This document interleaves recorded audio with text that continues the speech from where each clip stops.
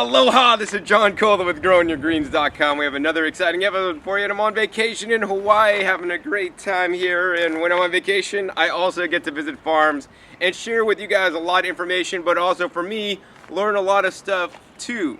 So that's what I'm going to do in simply this video. I talked with a gardener who's gardening in one of the islands in Hilo, and he's like, John, the soil in Hilo, it's all rock, it's really bad, can't grow anything. And I'm like, man, there's ways to do it if you want to do it right. And it was a quick conversation, so I couldn't really go into all the ways to do that. So I thought I'd come to a farm that actually is growing in Hawaii on a rock, because I mean, all the Hawaiian islands are all volcanic rock based. I mean, that's how they're formed. The volcanoes blew up and it made rocks, and over time vegetation grew and it composted down. It's creating some soil. And of course, some islands have more soil than others. The older islands have more soil than others, but still, this is one big rock. So how do you create fertility in a rock, or on a rock, or if you live in a rock, or planet rock, or whether you live somewhere where you don't have good fertility in the soil? Well, that's why I came to Waihuena Farms today here on the north shore of Oahu to show you guys how to create fertility with some local resources and some other amendments.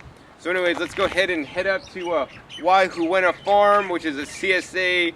They have farm-to-table events. They have, people come out to the farm to buy produce. They actually have yoga classes. They have all kinds of cool stuff happening.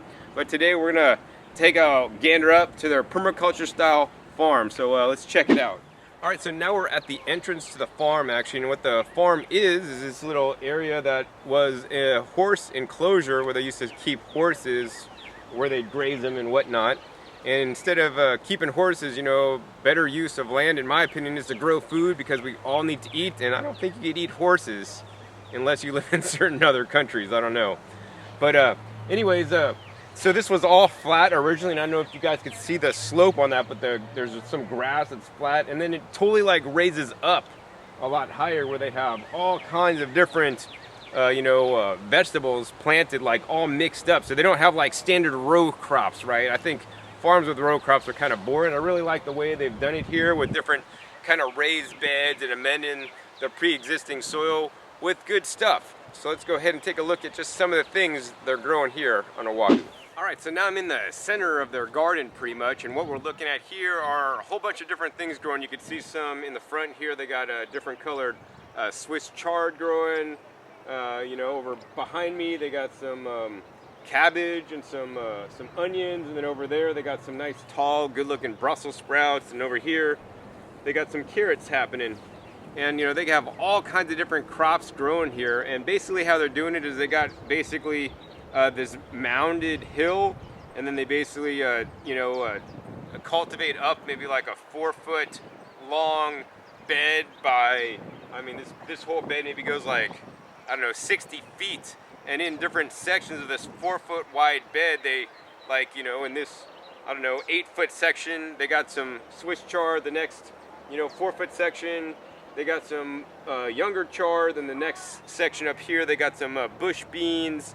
And every different section they have different stuff happening, and they're picking this on a constant and regular basis for the CSA, and also to offer residents in the local area. So yeah, this looks really good. The soil is actually nice and rich and nice and dark here, and one of the things that you might be seeing is the pathways in between are grass, and the grass can be insidious and take over and get into the bed and steal nutrients from your garden. So I'm going to show you guys a very simple and easy technique they use to smother out the grass before they're preparing to plant a new raised bed. So now what we're looking at is basically how they smother out all the different grasses that are growing before they want to plant a new bed. So they're going to plant a new bed in this area here, and they've simply covered it with this black plastic stuff. I don't know what this is used for, maybe some kind of fencing material, but it's just a heavy black plastic that they're probably reusing from some use that it's no longer good for.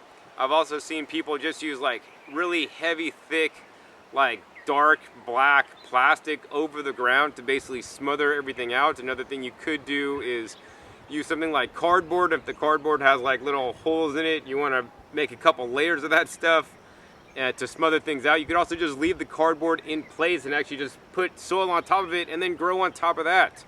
So that's another way they could actually smother out the different weeds. Now once they smother all the weeds out, then they're going to amend the soil, and then they're going to just basically plant in it. So what I want to get into next is actually how they amend the soil here with some local and free resources to build their soil and build the fertility on the farm. So for that, we got to go across the street to where they get some stuff delivered. So one valuable resource they're using here on Oahu, and that is available pretty much anywhere where people are living, are these guys. They basically free wood chips. Like, to me, this is literally garden gold, free for the taking or free for the asking. They get basically local tree trimmers and whatnot to dump their wood chips for free and leave it right here so that it can benefit their farm. I mean, if tree trimmers took their tree trimmings to the landfill, right, they'd have to pay a tipping fee, so they have to pay to dump it off. In addition, that stuff would rot and not get reused for its best use, may create excessive methane gas and other things. But here, they're able to drop this off and then use this on the farm to turn it into compost, as one of their primary ingredients. And I believe fungal dominated compost that can be created out of the wood chips, super important. I mean, the easiest way to compost with wood chips is basically just leave it in a pile and keep piling it on. I'd probably maybe mulch with it, maybe not have a tall pile, but I do layers. I just layer up wood chips over wood chips over wood chips and inoculate them with some fungi, maybe some fun girls too if you want your fungi to have some fun. The King Stropharia mushroom is a fungus that will actually get into the wood chips, start breaking it down and basically feed off the wood chips and create a really rich black fungal dominated soil for you. Of course, the wood chips could also be mixed in with food scraps to make a standard kind of compost. And that's another thing they do here. There's a big, because this is on the north shore of Oahu, there's big surfing competitions, and I don't know the name of the one that happens literally across the street. But from that surfing competition, they take all the different food scraps and food waste, including even things like hamburgers and buns and salads and whatever kind of food waste product. They take it and they just don't compost, because you can't necessarily compost meat and other things. They use a special composting process that we're going to share with you guys in a little bit on how they can turn those, that feedstock into nutrients for the soil that's going to be more readily absorbed by the plants and by the microbes in the soil. But before I share this with you guys, I actually want to share with you guys one other way they're growing some food here, because it's a way you guys might want to do at home as well. So in this area of the farm, they're growing in another way. Basically, this is basically a raised bed that's actually at waist height. So they just took these concrete cinder blocks here, raised it up. They're using some 2x4s, some 2x6, and then actually the only part that's filled up is this top 2x6 here. They put it on that same plastic material they use to cover the, the land width. You could easily put some plywood, maybe line it with some plastic. Then they fill this up with some soil mixture, a soil blend, and then they plant their little baby greens for clipping, like, spring mix salads and whatnot at the farm here. So I mean, this is like a 4x8 sheet that's waist height. The soil is no deeper than 6 inches, but yet they're growing some amazing little baby lettuces over on this side, and over on this side they got some really hot and spicy mustard greens. And let me tell you guys, I like it hot and spicy, but I don't know, this stuff's a bit spicy for me. But anyways, so this is just another technique you guys could emulate at home. If you can't bend over, you're in a wheelchair, you could just build something really high like this, so actually you could even sit down while gardening. And this is super simple, super easy. Anybody could do this. It's not even that much soil. When you're not growing things the full term, like nice large plants, you don't need a whole lot of soil, and just as little as 5 inches in here will suffice. Now, it's very important that the soil that you do put in here is a really good mixture, and they're using a really good mixture in here. But in addition, besides the mixture, they're adding something very critical to gardening, and that's soil biologics, right? The beneficial microbes, beneficial fungi. I talk about this a lot on my channel, and other gardeners may not talk about this as much, but to me, the soil biologics is like the linchpin of organic gardening. This is what makes it possible. If you're not feeding water-soluble nutrients to your plants, you're feeding, nutrients that are in the compost, all the different organic matter, but all those things need to be converted into water-soluble nutrients for your plants, and that's what the soil biologic, so the style of gardening that I like to teach is called, organic biologic gardening. And so one of the things they're adding to this garden is actually this stuff called bokashi, which I've heard about a lot. I've never really dug into really deep, and they put that in here and they swear by this stuff. So what we're going to go ahead and do next is actually, we're going to go ahead and show you guys more about the bokashi, how it could be used as a soil supplement, but also a really good way to compost food scraps, in your kitchen, whether that's meat scraps, bread scraps, things that you couldn't normally compost in your thermal-based composter, you can compost in this cold composting method in your kitchen without any smells to break down things like meats and bones and even things that are infested with E. coli. It'll break that stuff down too. So you might even want to do dog poop and your poop. I don't know if it'll do that, but yeah, this technology is really cool. Never really had a video on this before, and that's why I'm here. So let's go ahead and sit down and show you guys the bokashi bucket next. So the way they cold compost the food scraps they get from the surf competition is much like you guys could do in your very own home with the bokashi bucket. And actually this farm is the home of the bokashi bucket, where they make it and actually where they use it actually on site to help out the farm.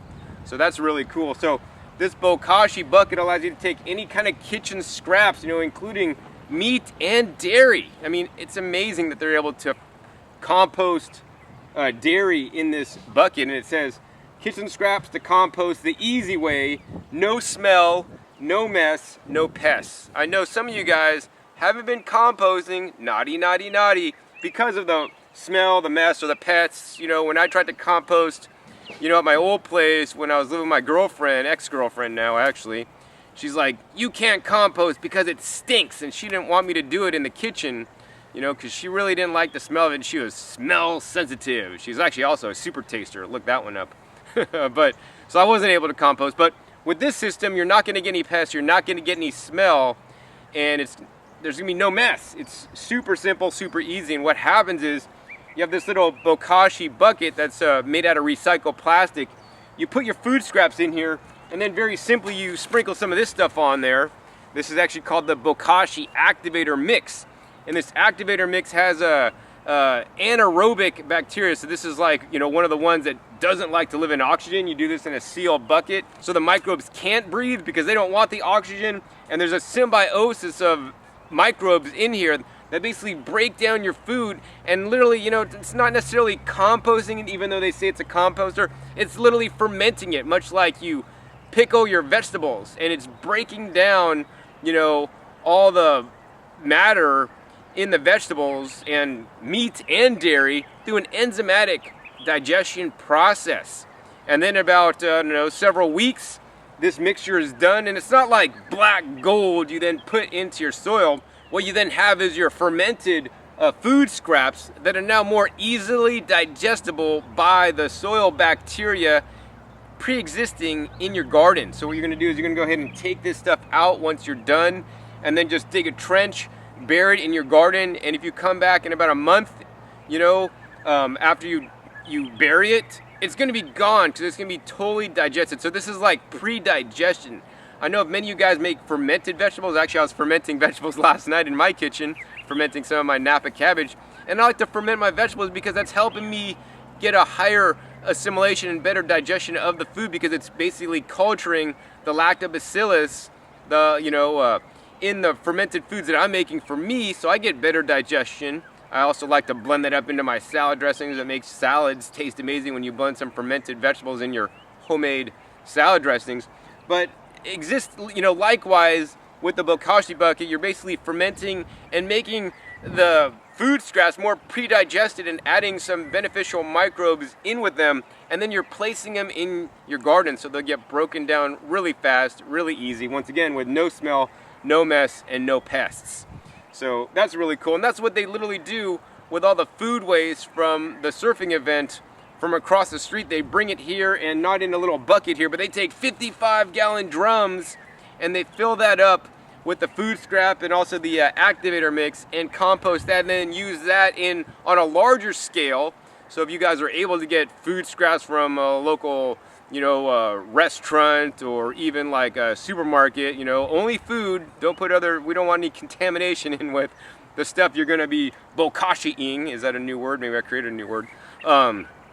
They basically just take the bucket, they dump out the bucket, and then they till it and work it into the soil, into one of their beds, you know, and they've had some explosive growth by doing this, you know. And I always want to encourage you guys to reuse the resources that you have. You know, if you could get free resources, hey, that's great. And that's how you could use some of these free resources, by just adding something like bokashi to turn it into some food for your plants, so you could have some amazing growth, whether you live on a rock or whether you live in the desert like I do. So the next thing I want to do, actually, because I am at the home of the bokashi bucket that was invented here, the North Shore, Hawaii, we got the owner, Jimmy, here, and we're going to go ahead and sit down with him and interview him, because he, much like my buddy Josh Cunnings of Boogie Brew Company, he's an open source guy, and while he does make a product, the bokashi bucket and the bokashi activator mix, he's going to show you guys how to make your own bokashi activator mix and bokashi bucket from just some very simple things you can buy locally, and some you may have to mail order, you know, if you don't want to buy his setup. Of course, you know, there's a little bit of trial and tribulations, and for me, I'd rather just buy something pre-made that looks really nice and professional to have in my kitchen. Oh, and before we talk to him, I want to tell you about this. Actually, there's a little spigot on the bottom, so during the process of the fermentation, it's releasing some liquid, some water, and this is an anaerobic compost tea, or fermentation tea, that you will dilute 2 to 3 ounces of this fermentation tea with 1 gallon of water, and then spread that on your plants. So you're going to really do it dilute, because the stuff coming out of here is actually quite acidic. So you might be able to get away with diluting it less for something like blueberries that like an acidic soil. In any case, let's go ahead and talk to Jimmy now and learn more about the bokashi. Now I'm with Jimmy DiCarlo, the owner of Each One Teach One Farms, that makes the bokashi bucket. And you know, besides just making the bokashi bucket and selling all these products, you know, he's really into it for the education, because he really wants to make a difference in the world. And that's why, you know, I got him on the show today to explain to you guys how to make the bokashi. So Jimmy, how do you actually make the bokashi? Because it's really easy, right? I mean, I've always seen this in a package and like thinking I should buy it, but you know, I'm like always wondered, how can you make it? And you've been making it for how long now? 6 years now. Wow, yeah, cool. We've been working with it, and it's you're right. It is such an easy process, and anybody at home can do it. Just might take a little bit of work sourcing the materials, but they're pretty easy to find. You want me to show you what? What it takes? What goes in there? Yeah, so it all starts off with the wheat bran, and the wheat bran is a byproduct of flour milling. So we call it a semi-waste product, because there's some things that they use it for, but it's really tough to find a lot of uses for it. So we use the wheat bran, which acts as our substrate for the microbes to grow on, and then we got our EM1, which is our microbial inoculant. So this is the active ingredient right here.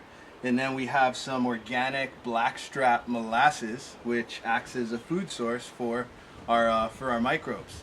And essentially what we're doing is we're mixing all this stuff together to ferment this wheat bran and get these microbes growing all over it. And the recipe is really, really simple. We take about a 1/4 cup of our EM1, and then we take about another 1/4 cup of our molasses, and we mix that into about 3 to 4 gallons of water. And then what we do is, for us, since we're doing these really big batches, we're putting it in a cement mixer like you guys see here. But for a very long time I was just doing this by hand. So I would get these big buckets or these big bins, and I just work in the liquid into the wheat bran. And you want to get it to a point where it's moist but not too moist. So the rule of thumb is you want to be able to clump it together, but it shouldn't it should fall apart really easily. And that's the amount of moisture that you want. So then you take that, and then we usually pack it in one of these 55-gallon drums here, and we let it ferment for about 2 weeks. And then once that 2-week period is done, the bokashi's ready, but it's not that stable. So what we do to stabilize it is we then put it out on these huge tarps and dry it in the sun. And if you guys at home wanted to do it, you don't have to dry it, especially if you're making smaller batches. But if you're making bigger batches and you do want it to keep you might want to think about putting it out in the sun and letting it dry for a few hours. So if it is put in the sun, it'll maybe last for up to a year. And if it's not put in the sun, Jimmy, how fast you got to use this stuff? It's within a couple of months. And then the thing is, if you don't store it right, it can go bad really easily. So it's you'll see some mold growing on it. It'll start to get kind of like an ammonia smell to it, and it's gone bad. So we recommend, if you are going to keep it wet, make sure it stays airtight and keep it in a cool, dark place. Cool. So just a question on the fermentation. On the fermentation, you fermented in a 55-gallon drum. Do you leave the lid on, off, a little bit loose? You don't want air in there, no air, a little bit of air, what? The lid is on and it's airtight. Airtight, wow. So what I recommend, not everybody has these 55-gallon drums who's going to mix up these big batches, but at home, a 5-gallon bucket. Yeah, 5-gallon works great. And then what I do is I'll line it with like a trash bag, and then press it down. You want it to be nice and tight because we want it to go anaerobic. And so compress that trash bag down and then put the lid on, and that'll give you like 25, 50 pounds of bokashi. Wow, cool. So now let's talk about what you can use the bokashi for. So I mean, Jimmy makes the bokashi bucket, and if you don't want to buy Jimmy's fancy, nice bokashi bucket, Jimmy, how can you make one of these out of like some 5-gallon buckets? Yeah, so you can take you can totally use 5-gallon buckets. You get 2 buckets. And you put one inside the other, and the one that goes on the inside, you're drilling holes in the bottom. I usually use, I think, I'm terrible at measurements, maybe like a 1/8 inch bit. And you're going to drill a bunch of holes in the bottom, and basically you just want it to be able to drain easily. The material that's fermenting should not be sitting in liquid. So you want it to be able to easily drain out. And then what you do is, when you want to use a liquid, you just pull that inside bucket out, and then you can harvest your bokashi juice from the bucket on the bottom. Cool. So how is a bokashi bucket juice used, and what are the benefits of using it? I talked about you dilute it like 2 to 3 ounces actually of the juice to like 1 gallon of water. But why is it good for your plants, and what should you do with it? Yeah. So what we're doing is we dilute it at about 2 to 3 ounces per gallon of water, and what we're finding is that basically it's an inoculant for the soil. You're getting those different beneficial bacteria going in your soil that help plants to do any number of things, from breaking down other nutrients that you're adding, to helping to to build a soil structure that retains water better, to fighting off pests and disease. So we're using it as a soil drench, and then we're also spraying down our gardens using it as a foliar spray as well.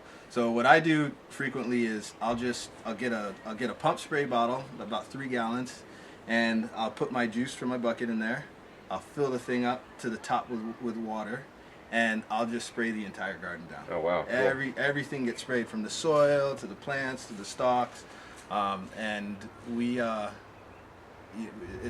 makes a huge difference. I mean, everything just stays nice and it's nice and green.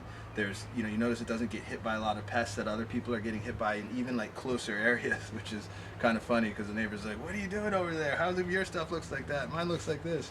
So yeah, it's a great resource to use from like waste, right? Yeah. It's your trash. But like we like to say, no, waste is not waste. It's a resource. Right. Exactly. You just got to find a way to use it. Awesome. So besides just the liquid that comes out of the bokashi bucket, let's talk about the bokashi activator, how this could be used not only to activate and start breaking down or fermenting or cold composting, what I like to call your food waste, but how can you use this actually in the garden, Jimmy? And how are they using it here actually? Yeah, so for sure. So the bokashi by itself is a great soil amendment, and it's not a nutrient in the sense of like having some sort of like NPK, but it's a biological amendment. So it's adding those beneficial microbes to your soil that are helping to basically speed up the cycling of other nutrients that you're adding. So if you're adding in whatever bone meal or rock dust or kelp or anything else, what this is doing is breaking down those amendments and making those nutrients accessible to the plants faster and easier. And so if plants can get fed faster and easier and more efficiently, they're going to be much happier. Yeah, that means they're going to grow bigger, yield more, and be healthier. Yeah. Much like us if we're being fed properly. All Well, right. I mean, if you think about it, it's like, we call it a soil probiotic. So you think about it, if your digestive system isn't working properly, and that's why we take probiotics to get our digestive system going, we're not able to process what we're putting in as efficiently. So you want those beneficial bacteria and the gut and the flora in your gut. You want all that stuff to be working properly, so you can properly process and reap all the nutritional benefits from what it is that you're eating. So it's the same thing for the soil too. Right, yeah, we want to get biologics in the soil, and I think Bokashi is an excellent one to add. It's one actually I haven't been adding, so I want to make sure I have the most diversity of species of soil biologics, beneficial organisms, whether that's bacteria or fungi in my soil, because I don't know what they all do, and I don't know what proportions they need. I just know I want to get them in there, and then I'll let them figure out what they want to do. So Jimmy, we kind of covered this backwards, like we could use the juice, we could use this, but let's talk about actually how to use that bucket. So how do you use the activator and the bucket to break down your food, including meat, dairy, and could you even compost your poop? Yeah, you could, and I've done it before on some I can't touch you no more. No. So you can compost or ferment pretty much anything. The process is really simple. You're just adding your waste to the bucket, and for every 2 inches, you're sprinkling on about a handful of the bokashi. You smash it down, and then you step and repeat the same day. So we say it's scraps, sprinkles, scraps, smash, sprinkles. So you All right. add your scraps, smash it down, sprinkle on bokashi, and it's a layering process. So we're making like a food waste lasagna in our bucket. That's cool. So stay, smash, sprinkle, smash, scraps, smash, sprinkle. Say it 5 times real quick. Yeah. Come on, do it. Scraps, smash, sprinkle, scraps, smash, sprinkle. No, see, it doesn't work. That's a tongue twister. Get your 5-year-old to say that one. Smash, sprinkle. I mean, yeah, this stuff is super simple, super easy to do. And then, let's talk about once you make that and you have a whole bucket full of the smashed, sprinkled stuff. What do you do with it, man? Yeah, so what's happening inside the bucket is it's fermenting, which is, we'll just say it's a way of breaking it down or like pre-digesting it. So once your bucket is full, to finish off the process, you need to mix it with the soil. So you can do that a number of ways. One is you can just go maybe dig a trench around your current garden. You dump it in there, let it sit for about 3 to 4 weeks, and it's amazing. You come back and it's like it's gone. The other thing you could do is if you don't have a garden or you don't have a yard, we recommend getting like a storage tote, maybe some like 20-gallon tote. A lot of people have those lying around the house. Toss some soil in it from the yard, toss your full bucket in there, mix it up, let it sit. About 4 weeks later, you have soil that's actually like ready to use and plant in. Yeah, that's cool. Yeah. And that's what I love about it. I mean, you're getting almost like a 80% yield from what, because it doesn't reduce much. Normal composting or aerobic composting, we gotta wait, maybe sometimes 6-8 months if you're doing it right, and then you're not getting everything that you put in. So with this, we're able, if I put in 25 pounds of food waste, I'm getting almost that back in usable material for my garden. So I love that. I love not having to buy back soil from the garden shop. That's cool. So let's talk about that, Jimmy. The cold fermentation method versus like a heat fermentation method used on a thermal-based compost pile. Mm-hmm. What are the advantages of using a cold process like this? Well, with a typical aerobic composting pile, the microbes in there, they're respirating, so they're generating heat. So those piles, I mean, I've seen them get up, a few hundred degrees, and that's done to break down the material, also reduce a lot of the pathogens that are in there. But the other thing is that we're actually, the heat is actually degrading the nutrients that are in that organic material. So you're not getting all that out when you get your finished product. So what we're noticing here, because it isn't heating up, it's not off-gassing anything, not even methane, not even CO2. We maintain more of like the whole nutrients that go back into our gardens and go back into our soils. And that's a huge benefit. I think that mixed with the diversity, because you're not adding just one type of waste. It's not just like manure per se. You're adding in banana peels and avocado shells and coffee grinds and all kinds of stuff. You're getting this like nice assortment and variety of organics that are going into your soil. And as we know, diversity's key. Absolutely. So next thing I want to talk about is, how can you compost or ferment in here, poop and dairy and even something infested with salmonella. If you put it in here, it'll be probably salmonella free for the most part afterwards. So how does that work, Jimmy? And is there documented studies on this? There are documented studies. I don't claim any guarantees. I'd say do your research. But what's happening is the environment that we're creating here in the bucket, it becomes really acidic, and it's a very hostile environment for life and for a lot of microbes, including some of the bad ones, some of the pathogens like salmonella that you just mentioned. So because only these guys can thrive and survive and the others can't, they pretty much just die off, and then these guys dominate. So it has been shown that bokashi fermentation is an effective way to reduce pathogens in compost. Wow, that's great. I mean, allows you to even compost your poop in a safe method if you want to do that. Even your dog's poop, man, that's kind of gross, but maybe I'll start doing that. We have users that do that. That put in their they take it out of the kitty litter box and then they toss it in here, and it works. It works fine for them. Maybe we'll just save those for the ornamentals. I don't know if I'd put that in my vegetable garden, maybe for my trees or something.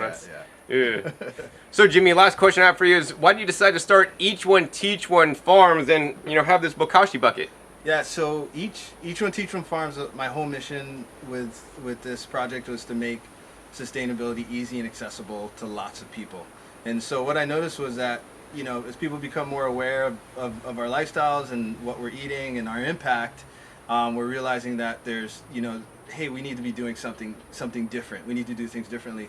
But a lot of times that gap for people to actually take action can be pretty big.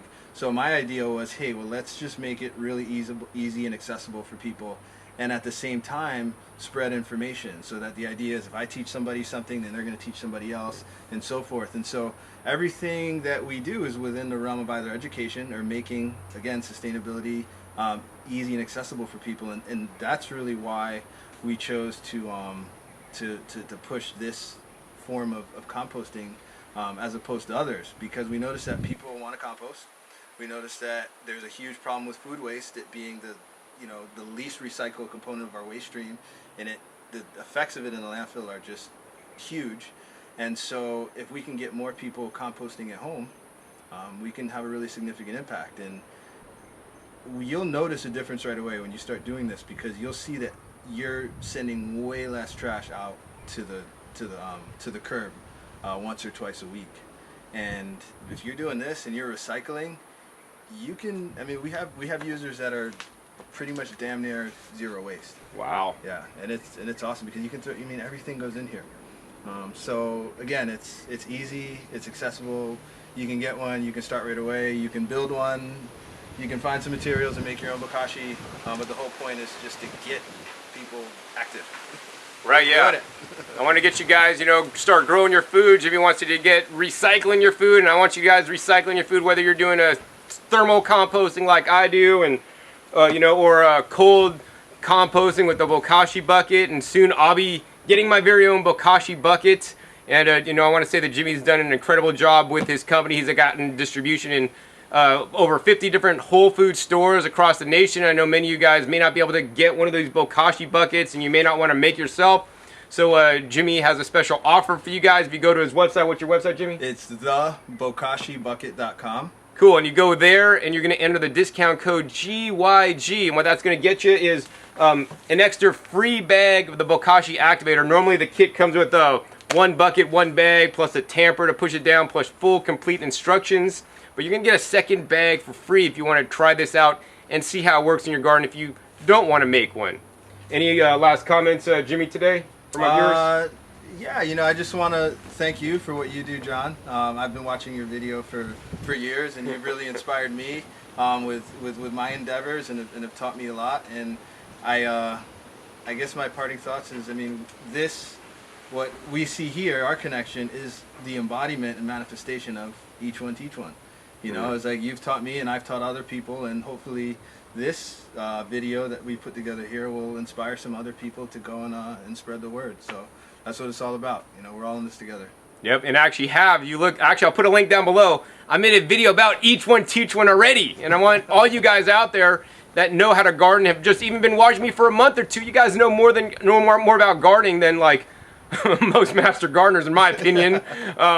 You know, and I want you guys each to reach people in your local community, you know, your friends, your neighbors, you know, your kids, but you all should be teaching somebody else about gardening and the importance of eating, you know, fresh fruits and vegetables that are homegrown, non-GMO, and you guys could become producers instead of consumers. So instead of, you know, buying compost, make your own with something like the Bokashi bucket. All right, so I hope you guys enjoyed this episode. The sun's going down. I got to get out of here. You guys can almost not see now, but yeah, check out Jimmy's website. I'll post a link once again down below. Use the discount code GYG to get the free extra bag when you buy the Bokashi bucket from him. And be sure to stay tuned and subscribe if you're not already to my videos. I will have an upcoming video where I get my very own Bokashi bucket and I will cold compost Oakley's dog poop in it.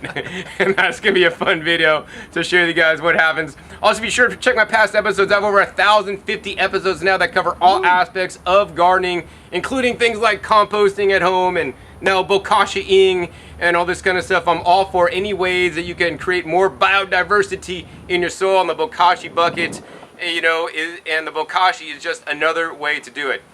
So if you like this video, give me a thumbs up. Maybe I'll come back and visit Jimmy another time. And I guess that's pretty much it for this episode. Once again, my name is John Kohler with GrowingYourGreens.com. We'll see you next time. And until then, remember, keep on Bokashi-ing. All right, this is John Kohler with GrowingYourGreens.com. Today we have another exciting episode for you here in my backyard garden. And everything's doing great. Got a bunch of peppers growing in this bed. Lettuce in the next bed's about to come out. And against the wall, I don't know if you guys can see that against the wall. I got my cucumber plants. They're probably about pushing 3